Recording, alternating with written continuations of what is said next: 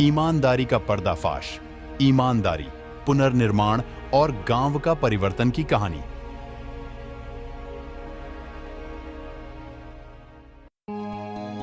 बहुत समय पहले की बात है। एक छोटे से गांव में एक युवक नामक सैम रहता था। अपनी ईमानदारी के लिए जाना जाता था। सैम को सभी के बीच आदर्श माना जाता था। एक दिन वह जंगल में एक रहस्यमयी डिब्बे को देखा जिस पर जटिल नक्काशी थी। जिज्ञासा उस पर भारी पड़ी और सैम ने डिब्बा खोला तो उसमें चमकते हुए रत्न मिले। डिब्बे में एक नोट था, जो चाहो लो, पर ध्यान रखो, ईमानदारी सच्ची खुशी का कुंजी है। सैम ने कुछ क्षण के लिए विचार किया और तब उसने केवल एक रत्न लेने का निर्णय किया। डिब्बे की खोज की खबर फैलते ही गांव वाले सैम की ईमानदारी से प्रभावित हो गए।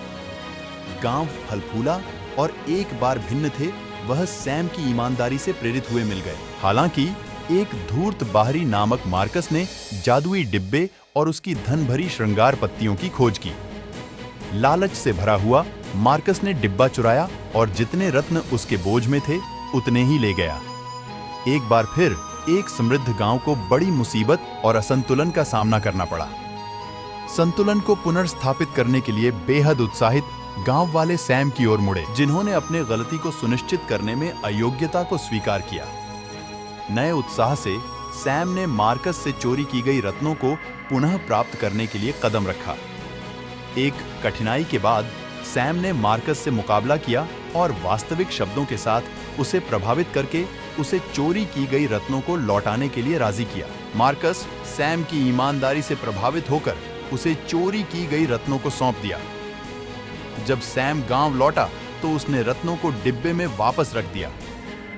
जब आखिरी रत्न दूसरों को छू गया, एक शानदार प्रकाश गांव को घेरा। सामर्थ्य को पुनर्स्थापित किया गया और गांव वालों को ईमानदारी की शक्ति गांव में हुए एक महत्वपूर्ण परिवर्तन के बाद सैम की ईमानदारी ने सबको प्रेरित किया और समृद्धि की दिशा में मुड़ाया।